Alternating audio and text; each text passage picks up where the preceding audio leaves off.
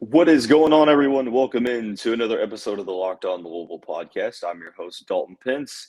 Obviously, as you can tell, some more technical difficulties are going on for this Wednesday edition of the show, but that doesn't take away how special the show is or how special the guest is. Cardinal Sports Zone co-founder and editor Jeremy Wahman is back on the show. Jeremy, what's going on, man?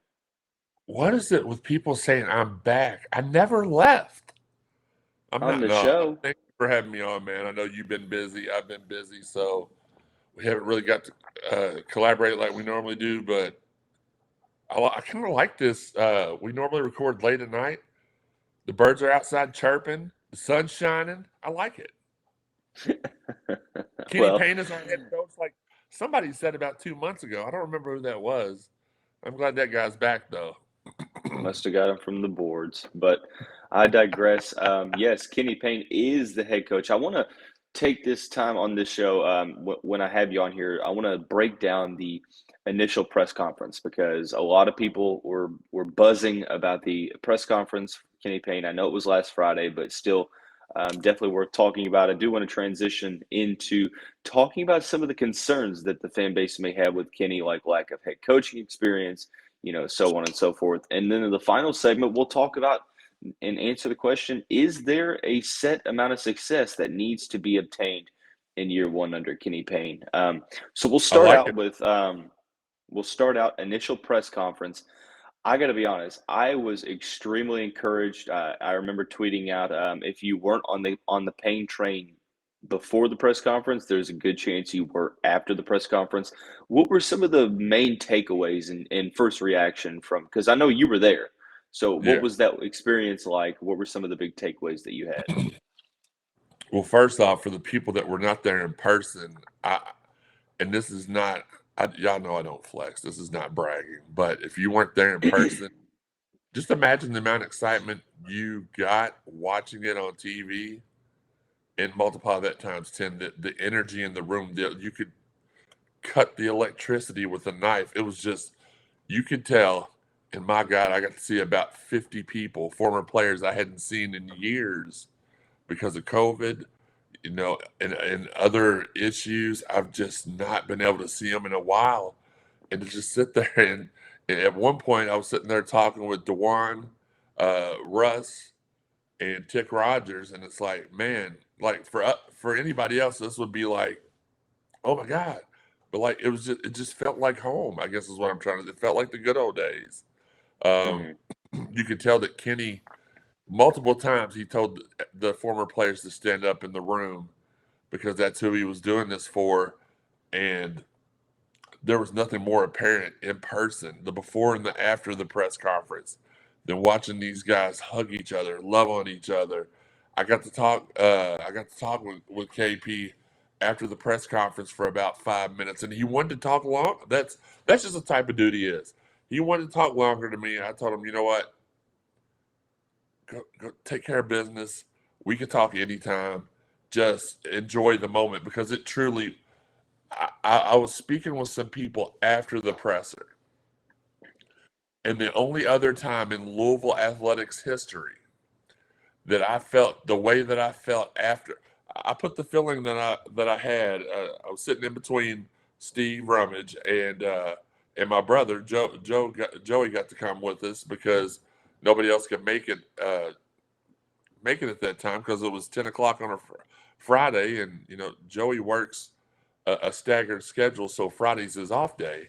And we were sitting in the back talking, and I was like, this is an equivalent feeling to the 2013 national championship. It just was so special. It's a moment I'll never forget. I put out a video afterward that was probably the best professional moment of my life. But back on track, the only other time I felt a quarter of the way that I felt on Friday was when I was sitting at home. I had said it was between high school and college. Uh, I had my scholarship offer to go to Louisville. Went outside to play basketball. Broke my foot like first day of summer vacation. My scholarship got rescinded.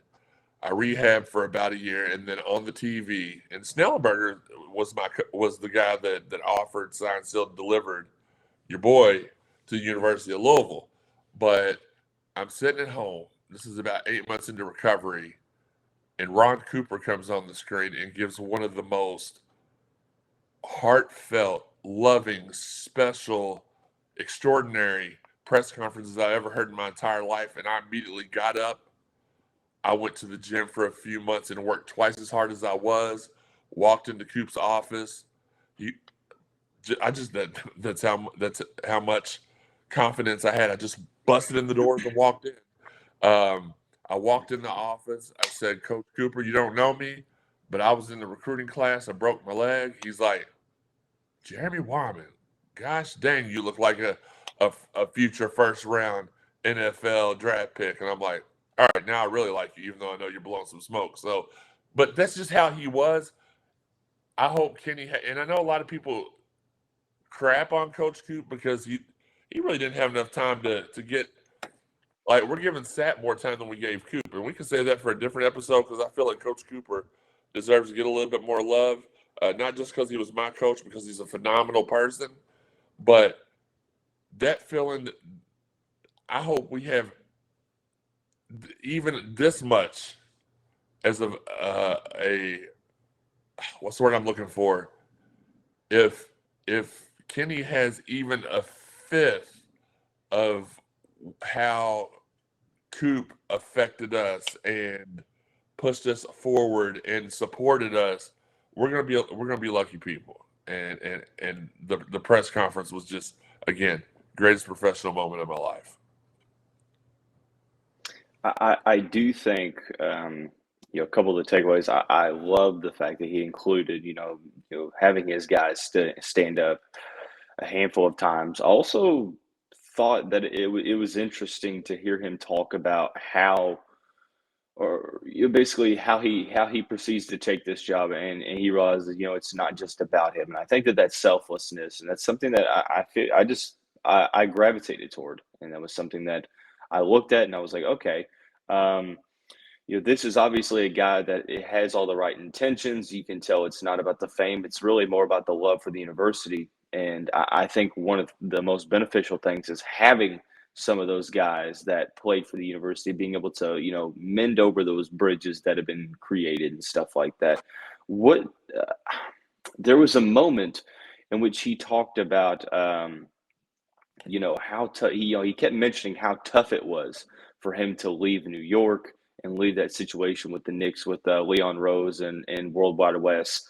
What what were your kind of takeaways from what he was saying about all that and how difficult it was for him to take this job? Because I saw, here's the thing, people on Twitter, they get upset over nothing. People were getting upset that they were saying it was hard to leave this for Louisville when he graduated from Louisville. I don't see a problem there. I mean, professionally, the New York Knicks are one of the best places you could be historically. One of the most storied franchise in NBA history. No, you're right. People just want to get, for lack of better words, pissy over anything. There's been multiple occasions of that this past weekend. And here's what I'll say. It was hard for him to leave his friends.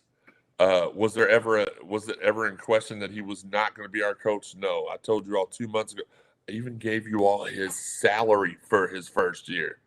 So it was never, I guess my point is, it was never in question, but it was absolutely hard for him to leave it. That would be like me leaving CSZ behind for you all, and then going and doing something different. I couldn't do that unless they had a bag full of money for me, and then it'd be like peace. But no, I loved his entire speech, man. He threw the little quips in there about how, which me and you've talked about this before, about how the shoe company thing is going to be obsolete in a couple of years because of NIL. He straight up told everybody out there he's got friends at Nike and Adidas that he's going to be incorporating and asking for help. And then he was like, I called up Phil Knight and he told me, just do it. And I thought that was really funny. Just do it, Nike, haha. And when Slim Tullivan asked his question, Kenny was like, Kenny Klein prepared me for you. I knew you were gonna, basically, like, I knew you were gonna ask a stupid question. Uh, so here, let me answer it anyway. Uh, it was a very well done. I love the fact that he didn't have multiple people have pointed this out. There were no postcards. That all came from his heart. That came from his brain. That came from his passion. That came from his being. So I don't even know if the fan base knows how special of a guy that they have, but they're going to find out. They're going to find out quick. We can talk about it some other time. The coaching staff he's putting together is also full of amazing people. One of them's been my friend for 20 years, and I just cannot wait for him to get his shine. There'll be no spoilers on here, but gosh, man, what a great time! It almost makes these 6-7 years of crap we went through as Louisville basketball fans all worth it. Because I'll tell you that here's the one thing, and I know I can be rambly at times, and I don't mean to, but the one thing that I keep hearing about is, oh, we should have hired Kenny the first time. I don't agree with that. Not that he wasn't ready, but the circumstances, the situation for him, he would have had to go through all this stuff that Coach Mack, and bless Coach Mack's heart, he was in an unwinnable situation. I feel.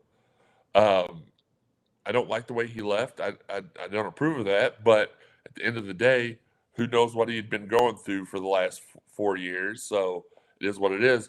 But KP may have already left if he came here the first time because of all the crap we had to go through. So enjoy, cherish. He mentioned in the press conference, one last thing real quick. He said, do y'all remember the 80s? And of course, half the room didn't because they weren't born yet. Which is another reason I don't think they could shut up. I don't think they could appreciate. Well, I mean, to be fair, I was just a toddler at the beginning of the '80s, so it's not like I was 15 years old. I don't even remember the '90s. I wasn't born until '98. I didn't remember. He said, "Do you remember the '80s and how special we were? 6 Final Fours. I think it was either 5 or 6 Final Fours, 2 national championships, a ton of Elite Eights and Sweet 16s." And the crowd was like, yeah. He's like, we're about to double, triple. And he said something along the lines that it's going to be way better than that. And the whole crowd was just like, yeah. So, and I think he can. Here's the funny thing about it. I think he can do it. I think we're on the verge. And if I'm wrong, please feel free. You see my ad, hit me up in 4 years and be like, hey, you're stupid for cheering for your friend. But I don't. I think that the chance of that is less than 0.01%. I think we're going to start having top 5 recruiting classes every year. The top recruiting class every couple of years. National champions. I mean, I think this is all. Again, buckle up because this is about to be a fun ride, and KP is one of the most amazing people I've met in my entire life. And y'all are about to see that and feel that. And he even told you, don't get mad. He needs you during the bad times. Problem is, I don't think we're going to have many. I am, yeah. I mean, after the press conference, it was like I wanted to go play for him myself, and obviously I'm not good enough to play for Coach Payne. But that's how it was nonetheless, that's how it was after the Cooper presser. I was like, you know what? I've been sitting here sulking for a couple of months because my foot's broke. Let's go get my locker back. Right. But that hasn't stopped people from still voicing their concerns that they have throughout the coaching process, a lack of head coaching experience, questions about the scheme and the X's and O's on offense. We'll talk about here in the next segment after we talk about our friends over at StatHero. Look, I probably have the worst luck when it comes to picking my brackets. I feel like I'm very well knowledgeable in the realm of college basketball overall, but it seems like whatever happens, whatever I pick always happens the other way. But this year I've been able to utilize StatHero, which has NCAA Pick'em contests. They change how you view daily fantasy, and really it kind of is daily fantasy made easy. It pits the star players against each other. You can choose pools of star players and basically go against the computer. It's simply what daily fantasy was meant to be. So do yourself a favor. You can sign up for free today at stathero.com/lockedon while using the promo code LOCKEDON. Once again, that's stathero.com/lockedon while using the promo code Locked On. Also, want to take this time to talk about our friends over at Built Bar. Like I said, it's usually the time of the year where I feel like you can hear my dog in the background, probably. But usually about the time of the year where I, say to hell with my resolutions, I throw them out. They're probably already thrown out by now, but not this year. I've been eating healthier while using Built Bar. Built Bar is the protein bar that tastes like a candy bar covered in 100% real chocolate. You can go to built.com, check out the macros chart, the low calorie numbers, the high protein numbers, amazing different flavors. I mean, it seems like they try to make things healthy first and then figure out the healthy part later, or tasty first, figure out the healthy part later. But do yourself a favor, go to built.com, use the promo code LOCKED15 and get 15% off your order. Once again, that's promo code LOCKED15 for 15% off at built.com. As always, it is a Wahman Wednesday. You see the man on the right, Jeremy Wahman, in the studio with this virtual studio. Obviously, technical difficulties. Hopefully, they don't last much longer. Got the cable company coming out sometime today, hopefully, to fix the issue. But speaking of issues, it seems like the fan base has had a couple with the hiring of Kenny Payne. Not necessarily saying that it has caused people to not jump on the Payne train, but it's caused for some concern. That is a lack of head coaching experience. Obviously, for those that are aware of the situation, Kenny has not been a head coach yet, and also what that means for his schemes. We'll talk about scheme here in just a second because he did mention how he's going to run his offense and defense. But lack of head coaching experience, I feel like right now is getting a little overblown because you look at what the Blue Bloods are doing. North Carolina going with Hubert Davis, Duke now going with John Shire, Memphis, Penny Hardaway, and Juwan Howard's now in the Sweet 16 with Michigan. I don't necessarily see that being a problem, and I would probably go out and venture to say that you likely don't either. No, I think there's like 5 first-time head coaches in the Sweet 16. I've always thought that point was just, I don't want Kenny Payne, so I'm going to throw anything I can up against the wall, see what sticks. Thankfully, there are people like you, me, Marcus, Steve that advocated, and we weren't the only ones, but we were a few of the only ones that advocated for Kenny, because as the weeks went by, more and more, as we explained it to people, more people agreed. And then after that press conference, let's say it was 75% on the Payne train before the press conference. It was 99 after the press conference. It swayed a whole bunch of people's minds. The first time head coach saying that I didn't care how many years he coached. I knew what kind of a person Kenny Payne was. And for me, for all the bad we had, we just needed a whole bunch of good. And that's Kenny Payne. And also, I would be remiss if I didn't mention this man went through a bunch of hurdles through this whole process. No matter when it was decided or not, he had to facilitate. He went through a lot of crap too, media wise. I gave him some crap as well. But at the end of the day, Josh Hurd, he's the one that hit the final nail into this thing and got it done. So man, nothing but love for him. Lottie Stockwell up there in marketing, she does a fantastic job. Kenny Klein, I keep throwing out, man, one of the greatest people I've ever met. But Kenny Klein is just the excuse me. Any other SID could have just bowed out 7 years ago and said, you know what, I'm close to retirement. Let me get out of here. But that dude stayed, and he fought for us. He fought for the university. He fought for the fans. He fought for the pro athletic department. Just, man, I don't know where we would be without him in the grand scheme of things. And I appreciate him so much. But yeah, I feel like I needed to give those three, Lottie, Kenny Klein, and Josh, a little love as well there. And, Kenny, speaking about the scheme fits and everything, because people are like, okay, yeah, he can recruit well. He's solid in player development. He unites the fan base. That's kind of the trio, the pyramid of, kind of the core things that he brings, from a basketball standpoint. But people are worried about, okay, what does a Kenny Payne offense or defense look like? In his press conference, he says, he likes to be well conditioned. Teams are, he wants his teams to be in extremely good shape, better than the other team, plays very, very solid on-ball defense as a whole.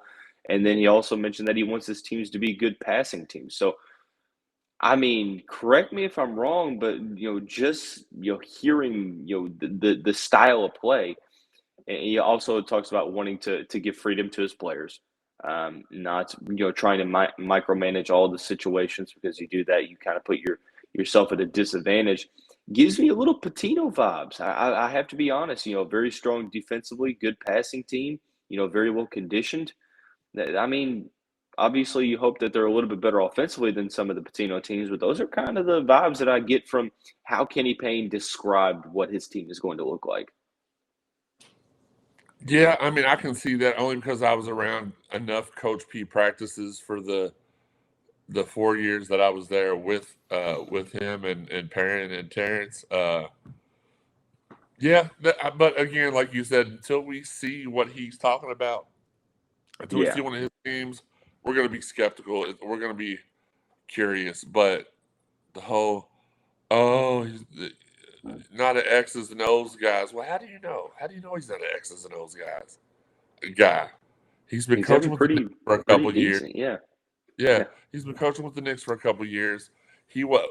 Say what you want, and I hate even having these words come out of my mouth. But during the duration of his time as assistant coach at that other school down, okay, I can get around it. Who won those games? Kenny Payne won those games. Sorry. We got to have Eric Wood on the show one day. That'd be phenomenal. The X's and O's thing, though. Oh, yeah. The university down the road, being the top assistant there was almost as prestigious as being a head coach at 90% of the other universities in the country. Mm-hmm. So you don't know what kind of X's and O's stuff he had to do there. What you do know, my two most important things were, because I'm not the kind of person, like, a lot of people are turning into right here, right now, microwave people. That's not me. The two most important things for me was bringing the community back together and his recruiting prowess. Because with the recruiting prowess can bring success no matter what. I mean, right. Coach Dilla Perry down the road can show you can win a bunch of games with talent. Now, here's the difference. I think that the staff that Kenny's bringing on board is going to be able to tie all that together. That's the one thing, other than Kenny, Dill Holapari down there, I don't remember maybe one quality assistant he ever brought in. I mean, some of them have tried to leave, and none of them have been successful. So that's what I think the difference is going to be. But no, the X's and O's thing didn't bother me. First-time coach, who cares? They're, like you said, Hubert Davis, Juwan Howard, Penny Hardaway, the guy at Arizona, and there's one more. Arizona did win the other night, right? They did. Tommy Lloyd. Yeah. Okay, I couldn't remember his name. And I fell asleep during the last few minutes of the game, and it was pretty close, so I wasn't sure if they won or not. But and there's somebody, Shaheen Holloway's not a first-year coach, is he? There's one more person I know, and I just can't. I cannot think. I'll think of it after the show. Hubert Davis? No, I said Hubert. I said Hubert, Penny, Juwan, the Arizona guy, and there are 5 first-year coaches. I'm like 98% sure. I could be wrong too. This isn't one of my lucky guesses. This is an actual guess. So, but anyway, no, the X's and O's thing, the first-year head coach thing, they'll let out the window. The most important thing for me was the recruiting prowess and the ability, and he did that. I thought it would take months. He came right in, gave everybody a hug, and was like, "We love you, Kenny Payne, Kenny Payne, Kenny Payne," and it was all like hugs and kisses and love. Like he was kissing babies out in the audience. He gave me a big old hug. He was giving everybody a big old hug. People he knew, people that he'd only met a couple of times. It was just special. I know you didn't ask me about that, but it's just like I'm just remembering. That's how special the presser was. I'm remembering things that happened throughout, and it was just an amazing day. And I think that, that feeling is going to last for some time, especially if he starts bringing in some big-time recruits here soon, hopefully. But not really an elephant in the room, but I think it needs to be said. You still have to win basketball games. I think he's going to win a lot here. You do as well. But I do want to talk about what year one calls for in the Kenny Payne era here at Louisville. What needs to be done? Do the Cardinals need to have a set amount of success? We'll talk about that here in just a second after we talk about our friends over at Rock Auto with the ever increasing numbers of makes and models. Look at this guy flexing. He's like, I don't flex as he sits there and flexes. But Don't verbally flex, sir. well, I definitely had to take this time to flex on Rock Auto. Look, I had an issue with my car. I had a part that, I went to O'Reilly's, couldn't find it. Went to Rock Auto, found it in literally like less than 5 minutes. It was cheaper than retail was here in Louisville. It's a family-owned business. I mean, they run their website very, very solid. So do yourself a favor. You can find any car, accessories, parts, carpet, etc. over at rockauto.com. So right locked on in there. How did you hear about us box? So they know we sent you amazing selection, reliably low prices, all the parts your car will ever need. rockauto.com. Final segment of the show. Jeremy Wahman, he's here. He's back. Well, he's back on the show. He's never left. If I'm you back like I follow him never on Twitter, left. yeah, he's back like he's never left. But Kenny Payne, year one. Now, I had a conversation with somebody the day of the press conference, actually at a softball game, and they're like, "Well, if we don't get a tournament ban," which I think that's kind of the kicker here, right? Depending on what the NCAA or the IARP, AARP, whatever the acronym is for who's deciding Louisville's fate. If the Cardinals get a postseason ban, well, obviously, this kind of goes out the window. But let's assume for this purpose, theoretically, that they get off of the tournament ban. The people that get punished are Rick Pitino, the assistants involved, so on and so forth. What has to happen? Is there something that has to happen year one? People are saying, okay, well, we want to make the tournament. Obviously, Louisville, the expectations of making the tournament. Is there a set amount of success that Louisville needs to reach year one under Kenny Payne, or is it kind of one of those, okay, we kind of wait and see? Okay, so do you want a rational person's point of view, or do you want the Twitter 40-0 point of view? Because I'll I take the like to think. rational. I think I Okay, like the okay. rational. So from a rational, logical point of view, first off, I'd like to see a winning season. That's a minimum requirement. I feel like we could win about 22 games next year, and if we won 22 games next. Actually, no, scratch that. 20 win season, a berth in the NCAA tournament. Gosh, but we're assuming we don't have any. Because here's the thing, and I'll touch on it really, really quick because I know we're running out of time. I think the sanctions, when this was first, when we talked about this last year on the podcast, I thought we are going to get 1 or 2 years, some scholarship loss, recruiting restrictions. But here's the thing: the scholarship losses don't matter anymore because of NIL. Let's say you take Dre Davis' scholarship away, which I'm not sure he's going to be using this year anyway. Who's to say Junior Bridgman don't come in and give him $1 million NIL or how much ever I say million, but a $50,000 NIL deal. The recruiting restrictions, people like that's not going to be an issue. The fines are not going to be an issue.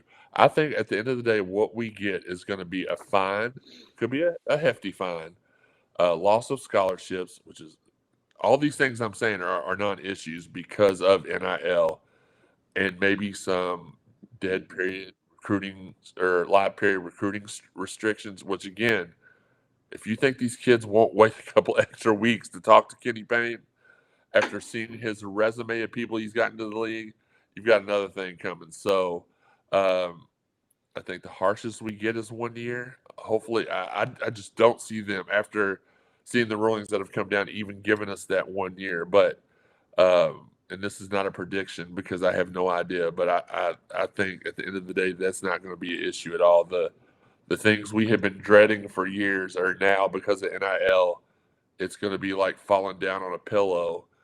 Um, but to get back on track, um, I think I'll be honest with you. We've missed the tournament so many times in the last 5 years. I don't even know that that's a requirement for me. A winning season. That's what I want, a winning season. I know what y'all are going to say. Oh, you don't care. You don't care if we win or not because you got your guy. No, because we don't have to be in a situation to where we demand.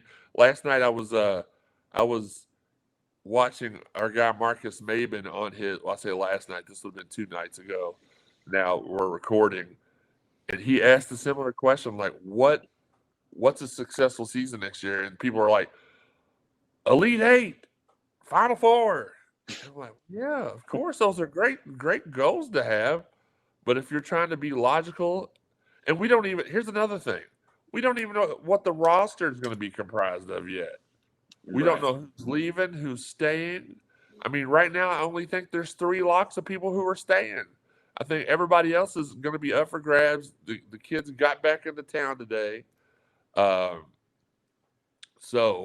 And I don't think there's meetings scheduled. Somebody I talked to said they didn't have a meeting scheduled with Kenny this week, but they were told that they could come in and talk at their own discretion.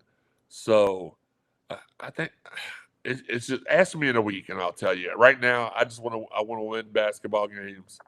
A successful season for me, more wins than losses, and a top 5 recruiting class. See, I can deal with that. I think that honestly, I think that making the tournament's kind of where I'm at. Making the tournament because that kind of implies that if you have more wins than losses, there's a good chance that you'll make the tournament unless you're like 2 games over 500. It really just kind of depends. I mean, I think with the way the ACC is right now, with the one-time transfer rule and stuff like that, with him, being rumored as a great recruiter. I mean, we've seen what he can do. I think at least making the tournament year one. I think that's kind of where I'm at. But overall, I think it really depends on the roster as well. So we'll kind of see how the roster turns out and everything like that. But look, always great to have you on. I'm glad that you are back on after a little while off. Do yourself a favor. We see your social media down there. Plug us into anything else that you want us to take a look at, and also give any last words. As you all know, CardinalSportsZone.com is the place this all began. We do our podcast. We normally do them once a week, but because of demand and, gosh, man, just y'all's love and support. I mean, a month ago, I was like 2,500 followers away from 10,000 on Twitter. Now I'm 205 away. Our products are really getting out there, being shared. Love to everybody. Dalton, Sam, Sean, Joey, Wes, and well, I don't have to say the other name anymore because he's been fired from the show. But we have worked really hard to provide y'all good content. So now we're even doing video podcasts live. I mean, this is a video one too, but which is why the guy not to be named is fired, because he went and said a couple words on the live stream, I call it a TV show, that he shouldn't have said. But yeah, check those out. We did one. I don't know when this is going to release. What time does this release today, Dalton? Sometime in the morning. I'm not sure the exact time. Okay, so tonight, well then, good. Tonight at 6:30, Jerry Smith joins us on Live with CSZ. You can find that on Twitter, Facebook, YouTube. Go subscribe to that. Subscribe to the podcast. Any podcast avenue, just hit follow or subscribe. We appreciate it. Last words, Kenny Payne won those games. Kenny Payne will win those games. And I'm having lunch with an old friend next week, hopefully. It's he may or may not have some plans next week. And I'm going to try to get him on our show the following week, and it's going to be a great day. Awesome days are ahead here for us here at the University of Louisville, and I could not be more happy. The only thing I'm dreading about today is I have to go sit at VisionWorks and get new glasses, and that always is a pain in the butt. So other than that, go Cards and enjoy the ride.